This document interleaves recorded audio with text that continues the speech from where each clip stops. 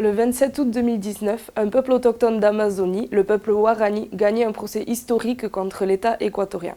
Après des mois de combats judiciaires, le peuple Warani battait l'État équatorien sur son propre terrain et la Cour constitutionnelle imposait à l'État d'abandonner ses projets extractivistes sur le territoire Warani. Dans le contexte global du changement climatique, le peuple Warani en Équateur, mais plus globalement les peuples autochtones d'Amazonie, ont su démontrer le rôle crucial qu'ils jouent dans la préservation des zones d'espace naturel et plus particulièrement de la forêt amazonienne.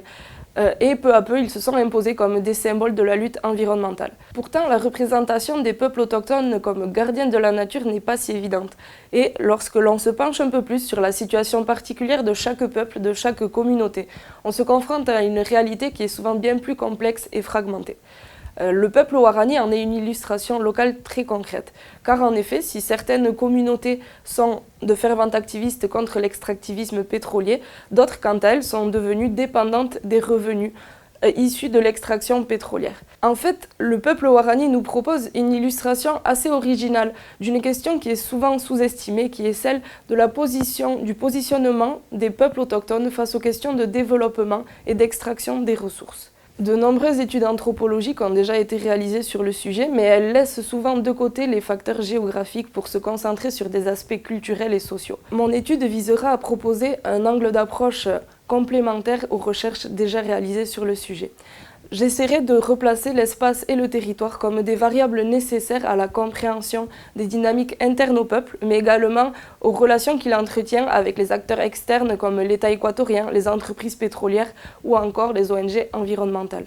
Dans ce contexte, je vais essayer d'étudier des facteurs géographiques très concrets comme la localisation des communautés, les répartitions des ressources naturelles ou encore les mobilités sur le territoire, afin de comprendre comment elles influent les trajectoires et les différentes stratégies des différents sous-groupes Warani.